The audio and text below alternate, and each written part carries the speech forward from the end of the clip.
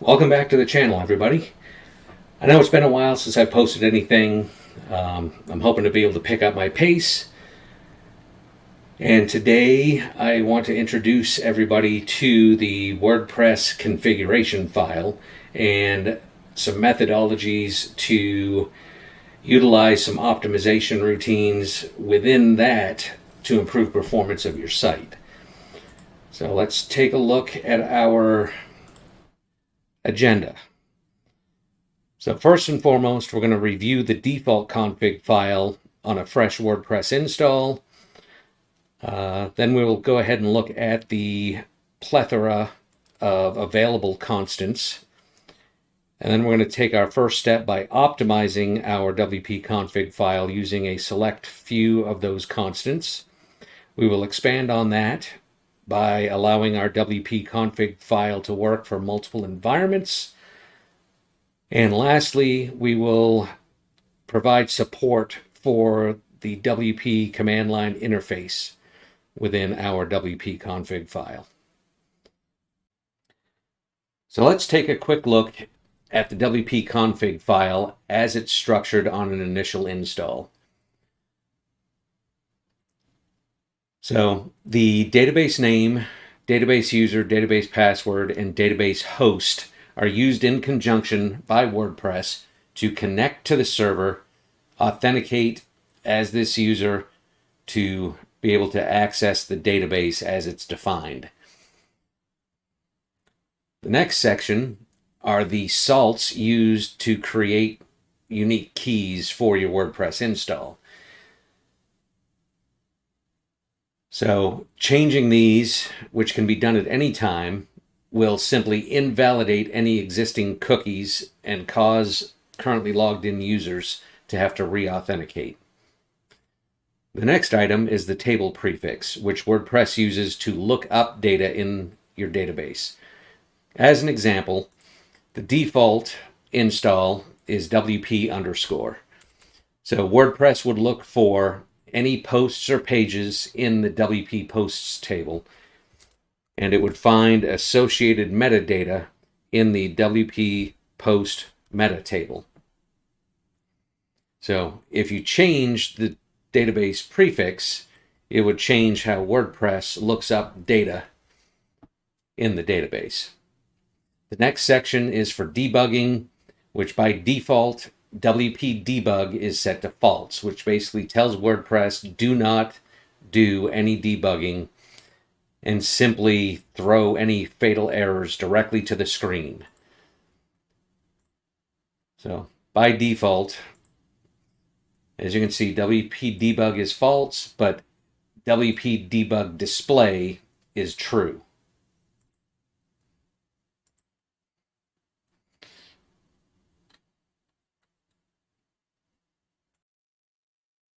So you may be asking yourself, what is a constant? So a constant is an identifier or name for a simple value. A simple value meaning either a string or an array. A constant cannot contain an object or a class. Constants are also case sensitive. So that's very important to know. So how do you define a constant? As you saw when we were looking at the WP config file, the constants are defined using the define function. So you define the constant name and then the value. And by default, it is case sensitive. So you can change this. You can tell it to make it case insensitive if you add a true as a third parameter to your definition. WordPress by default uses uppercase constants.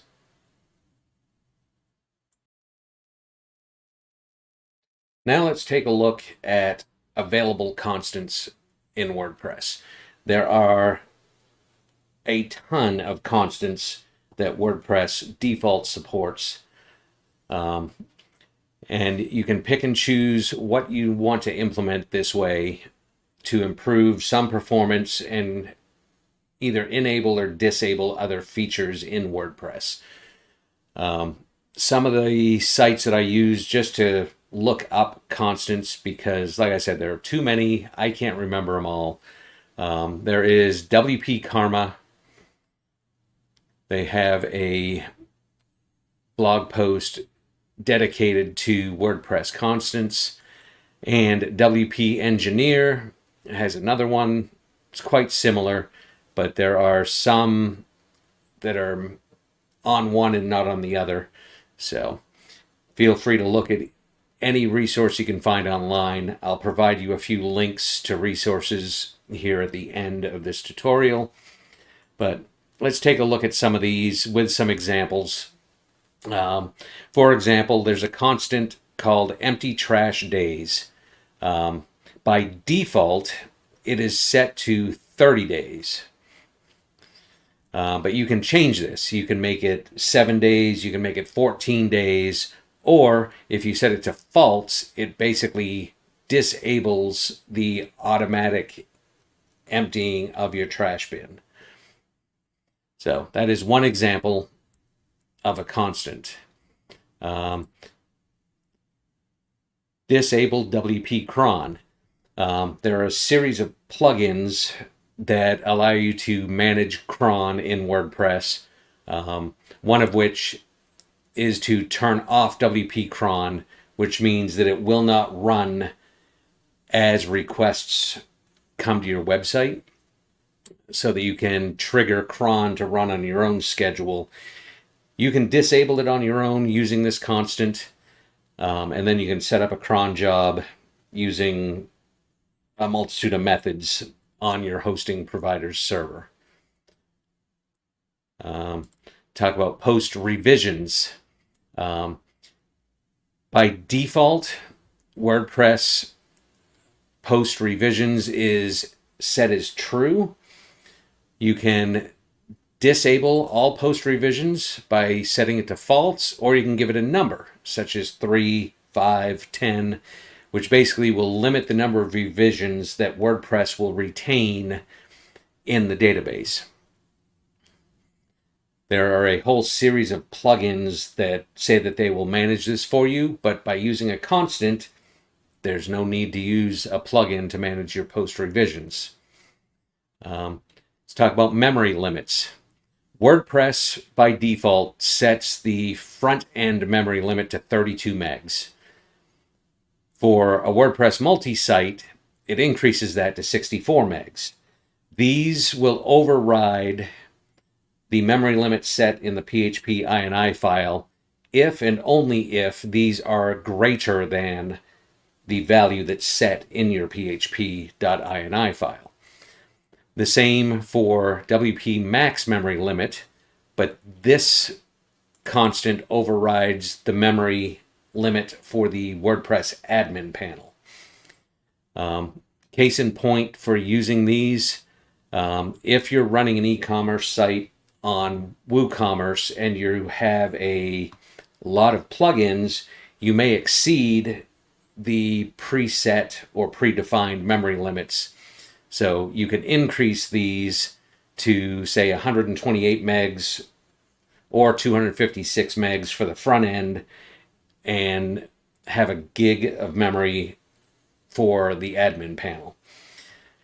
Bear in mind that these limits will not allow you to exceed whatever memory limit your host has set. So if your hosting provider is giving you 768 megs in total, you cannot go above the 768 megs.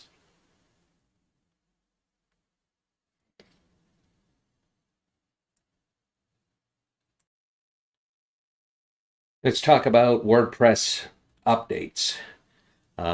You can enable and disable the core updater as well as the theme and plugin updater using constants. So the automatic updater disabled constants will allow you to turn off all auto updates. The WP Auto Update Core allows you to enable, disable, or customize updates for the WordPress core as it states. So true basically allows any and all updates to include major, minor, or developer versions. False will turn off all automatic core updates. Or you could set major or minor, which will allow WordPress to auto-update itself accordingly. So a major version is 6.1, 6.2, 6.3, etc. A minor version would be 6.4.1 or 6.4.2.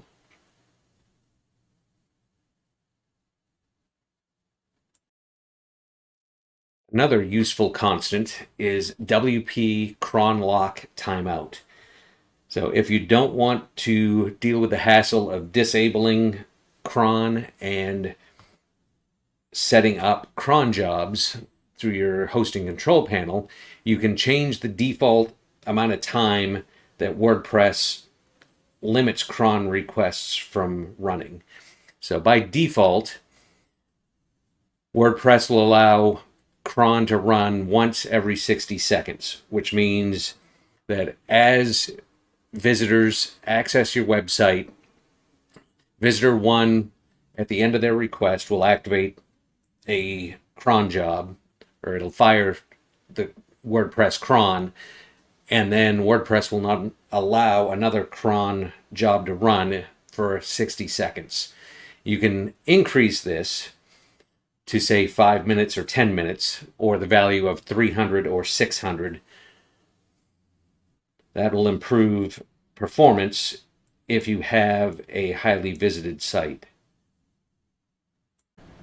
So now that we've reviewed the default WP config file, and we've looked at what a constant is, how they're defined, and we looked at a number of constants that we can use for our WordPress configuration, let's go ahead and actually update our WP config to use our selected constants.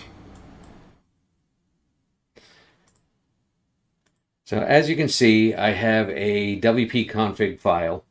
I've scrolled down a little bit because we're going to set up some default constants that we're going to use, and then we'll go back and do our multi-environment configuration routines after we talk about what the environments are. So what I've decided to do is I want to change my autosave interval. So we discussed this one. Autosave interval by default is 60 seconds. So we can change this to say 120 seconds. So basically it'll autosave a post or a page that we're editing every 2 minutes. The DB character set is set as it was in the original config file. All I did was rearrange and alphabetize these. DB collate, again, is an empty string, which was the same as in our default. DB host, default was localhost, and I'm going to update this to be the IP address for localhost. One that I didn't talk about previously is this disallow file edit. In the WordPress admin, if you go to Appearance, you'll see Theme File Editor, and underneath Plugins, there's a Plugin File Editor. So by default, those are enabled, but by setting Disallow File Edit to True, that'll basically disable those two features of WordPress core. Technically, they're a potential security vulnerability, and it's just not a good thing to allow non-experienced editors or admins to be able to access those. We discussed the empty trash days. By default, it's 30. I'm changing it to 7. So any post that goes into the trash bin will be automatically deleted after 7 days. Another constant, I didn't discuss this one previously, but enabling the media trash. Basically, if you're in your media library, your only option is to delete permanently. In some instances, you may not want to do that. So by enabling the media trash, basically stores any media that is deleted in the trash bin. And admins and editors, I believe, both have access to the media trash. And the media trash will still use the value set for empty trash days. So by these two combined, you'll have 7 days to review any media or any pages or posts that get put in the trash bin. Auto update core, we did discuss this one. I'm setting this to minor, which will allow my WordPress install to update to the minor versions, but will not update to a major version. Cron lock timeout, as discussed, by default it's 60 seconds. I'm bumping that up to 10 minutes, 600 seconds. I'll come back to talk about the environment type here in a few minutes. And then I'm setting memory limits here, WP memory limit, which is the front end memory limit. I'm setting that to 128 megs. And max memory limit 256. We discussed the defaults. The back end defaults to 256, so I really don't need this here unless I want to bump that up to say 512 or 384.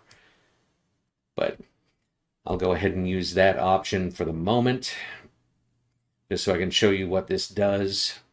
All right, so we still got our security salts and keys. And then we've got our table prefix defined. So down below, I've got a switch statement that basically is going to check the value of WP environment type.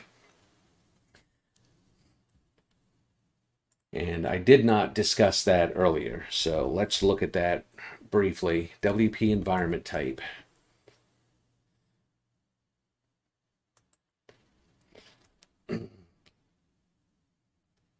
So WP environment type is a WordPress constant that defaults to production.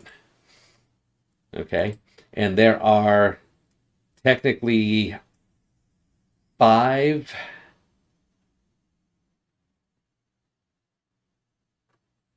I believe there are 5 environment types that can be defined: production, staging, development, and local, as well as standby, run type.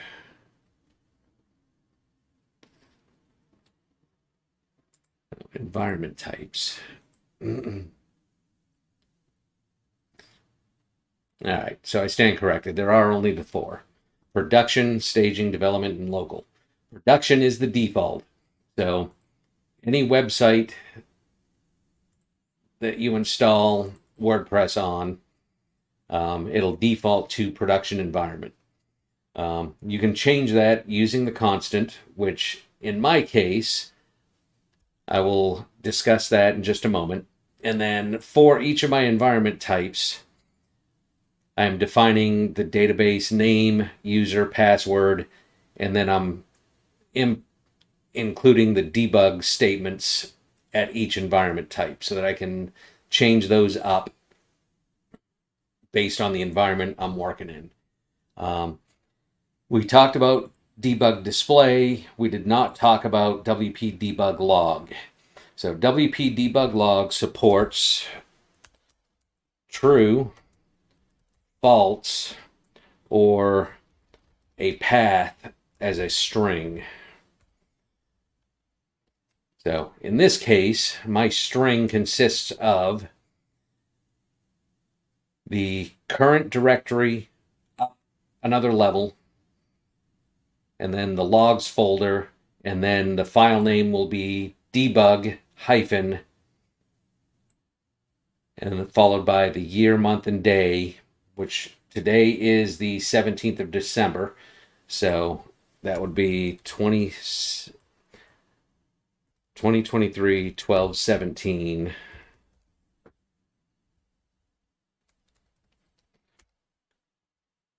So that would be the file name where my debug log would be stored.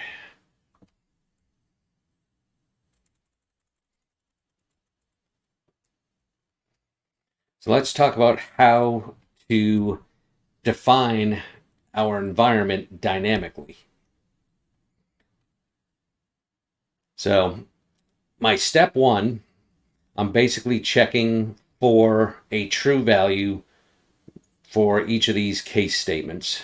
And within each case statement, I set current environment to either local, development, staging, or production. And if it doesn't match anything, then it basically throws an error back to the front end. So in a generalized sense, I'm looking for if the server name or the URL contains local dot or dot local, it's going to set the current environment to local. Then in my next set of case statements, I'm looking for dev dot, and in this example, dev.widgetdeveloper.com or widgetdeveloper.dev or www.widgetdeveloper.dev. Both of those will match, and it would set my environment to development. If it matches staging.widgetdeveloper.com or org or net or whatever, or it matches domain.staging, it'll set my current environment to staging. And then again, we have our define statement in step 2, where it sets the environment type to the value of current environment.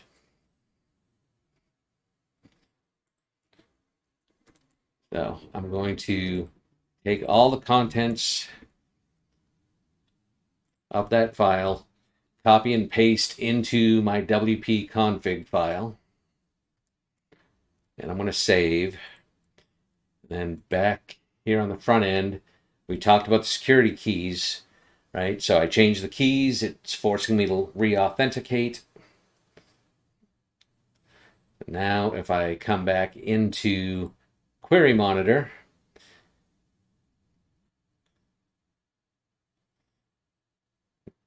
we've still got 256 megs here, which is an oddity. I'll look at that in a minute.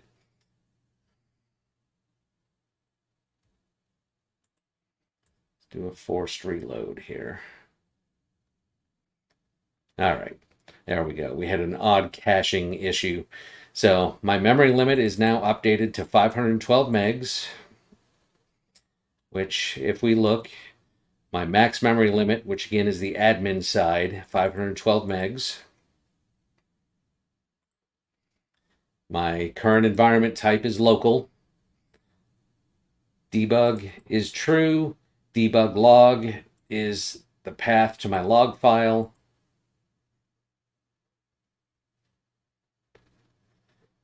So that is pretty much everything that you can see right here. So again, WP environment type is local. So let's talk about a couple more performance related tweaks we could do. You'll notice there's 3 constants that are showing: compress CSS, compress scripts, and concatenate scripts. So if we go to the front end of our website, and if we inspect the network, and I just want to load CSS files here. Now, in this case, so WP includes dash icons min. So it's undefined by default. So it is automatically loading core CSS and JavaScript as minified. If I look at the JavaScript, let's sort. So we've got hover intent. So this is a core. WordPress script, it is loading the minified version. jQuery migrate min, jQuery min. Find another core. So this is the block library. It's loading the minified CSS. Right, so if I come down to my local environment and I want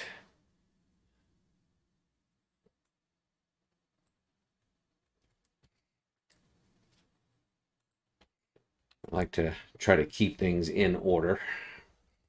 So we're going to define compress CSS as false.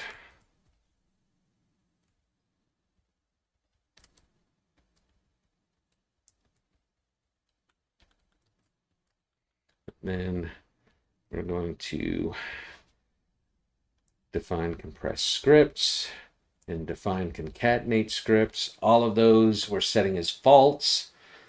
So now if I force reload the front end, so hover intent is still loading the minified. Those should not be loading the minified scripts right now. Those should be loading the unminified. So I'll have to debug that later. But basically what these should do is it should allow you to load the unminified versions of the scripts in your local environment to make it easier to debug. So, all right, so we have now set up our wp-config file using some performance enhancing constants. And we've also configured our wp-config file to work in multiple environments. So if you have your production site, let's say widgetdeveloper.com, and you've got a staging site, staging.widgetdeveloper.com, and you've got a dev and a local version, basically you can upload this exact same wp-config file to all three servers as long as your constants are defined using the correct values for those servers. You will not have any issues with database connections or the WordPress configuration. It allows you to maintain working from local to dev to staging to production. It'll allow you to logically maintain your config file. So I just noticed one of the things that I did not include in here. While we did set the auto update core to minor, one other config or one other constant that I like to use, if only my fingers would cooperate,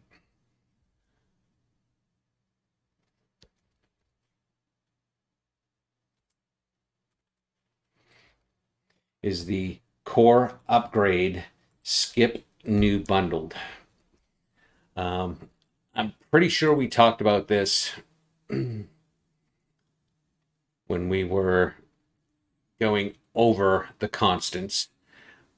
But what this actually does is when you update WordPress core, and case in point with WordPress 6.4.2, I believe, they released the 2024 theme. So basically, with this constant defined, it will not download and will not install any core level themes automatically. So that way you will not be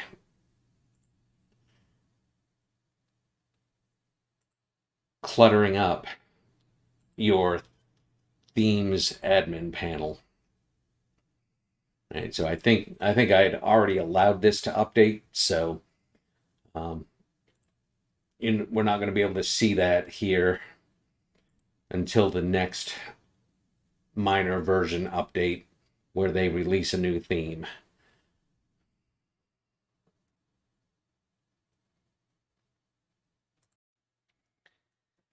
I need to make a correction to something I stated earlier during this tutorial. So talking about empty trash days, we talked about the default being 30 days. You can change it to any number of days you want. If you set it to false, it doesn't just disable the auto deletion of the trash bin. It basically disables the trash bin entirely. So once you delete a post, if you've set empty trash days to false, once you delete a post or a page, the delete is done. You cannot recover that item. So with that said, and that correction in place, let's talk about the last item where we were going to make our wp-config file compatible with the WordPress command line interface. So the WordPress command line interface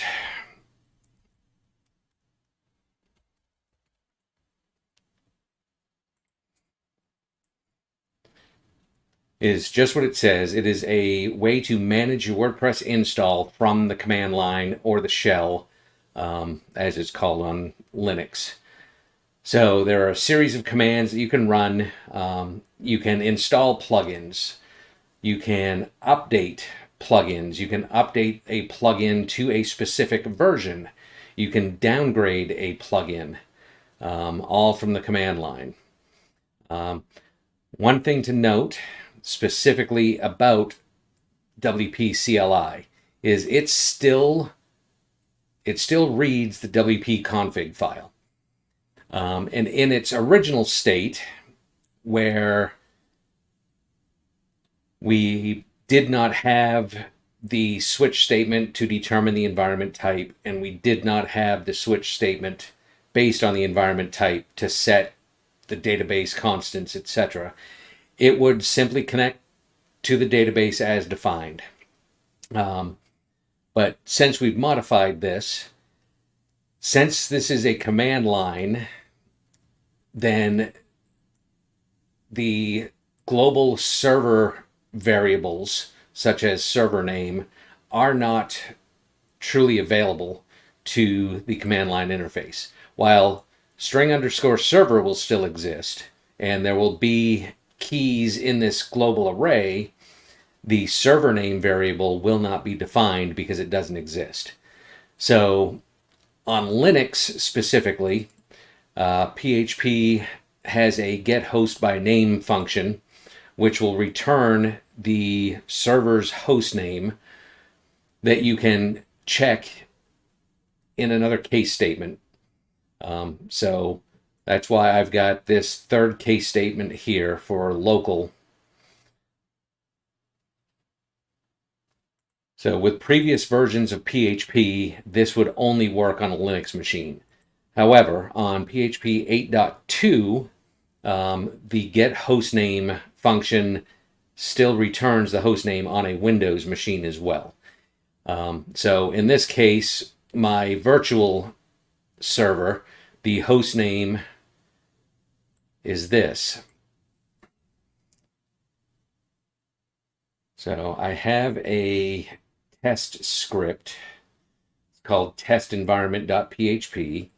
So what I'm going to do is I'm going to open up the command prompt. Sites. Widget developer. Nope.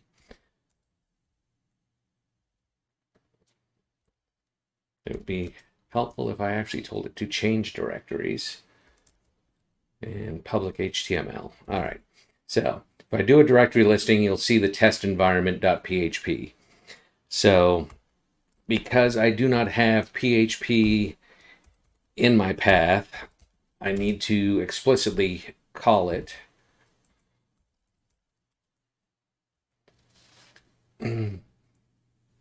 So as I run the script, you'll see I got the output on the screen. And what the script is doing is it dumps the server global array, it dumps the current working directory, and it dumps the result of get hostname. So scrolling back up, we have our server array. You can see there are a lot of array keys and array values defined. One of which is the local computer name, which matches the host name that gets returned by get host name. But as we scroll through here, if you try to find server name, we will not see it because it doesn't exist when you're operating from the command line.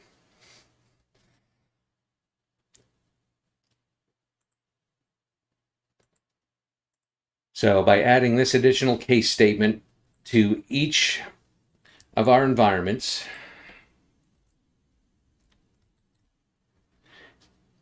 and then checking on your host what the actual server name is, will give you the value to input. So for an example, for my staging instance, I have a case statement that checks if it finds sghost.com in the return value of get hostname. Because on SiteGround, if you use a temp domain, then this will be part of the host name. Otherwise, you could get a string like gtxm.sghost.com, for example.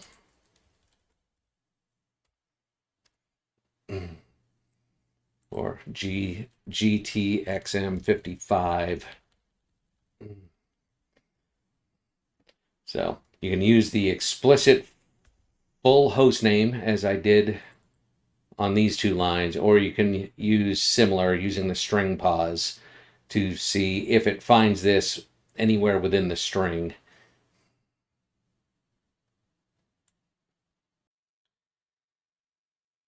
One final thought, PHP mailer. So by default, WordPress uses the PHP mailer library as bundled, and it typically sends using the mail command. And there are a plethora of plugins that allow you to use an SMTP server to send mail from WordPress. There are a series of constants that will allow you to use SMTP as the core mailer method. So in your WP config file, or in your themes functions.php, or in a must-use plugin, you can define these constants and provide the values as indicated. So SMTP authentication, some hosts require it, others do not. Preferred if your host did require it. So SMTP auth true. And then what is the user that is going to be used for authentication? What the password is for that user, what the mail server host name is. So it could be just domain.com, or it could be smtp.domain.com. It's all dependent upon how your host has set up the server. So what type of security to use? Typically, it would be SSL or TLS.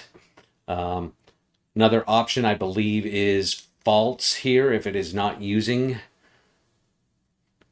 those. And then based on what you used here, if it's SSL, you're typically going to use 465. If it's TLS, you'll typically use port 587.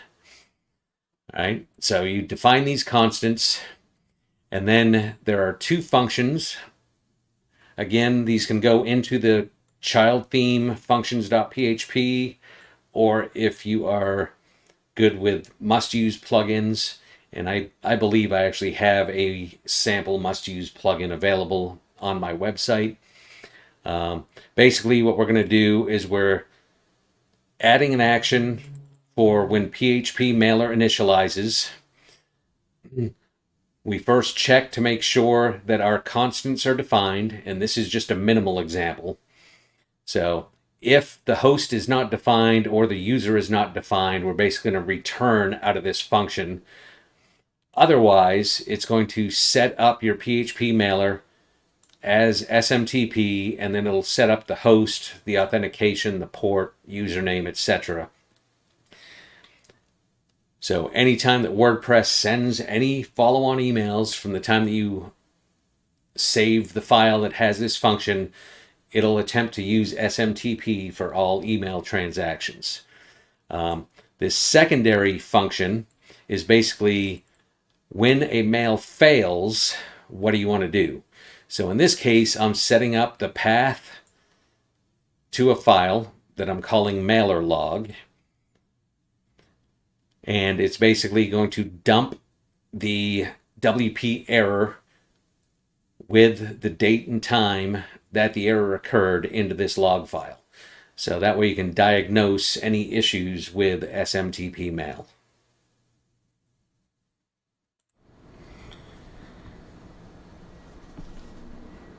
So I hope that you guys found this tutorial useful and interesting. As I said, I did have some reference links available. So those reference links are down here, and I will list them down in the description section for this video. So again, I really hope that you found this tutorial useful. If you did, hit that like button down below. If you have any questions, feel free to submit a comment below, or visit our website and submit a comment on the blog post that's going to associate with this video. Thank you very much for your time, and I hope you guys have a great day.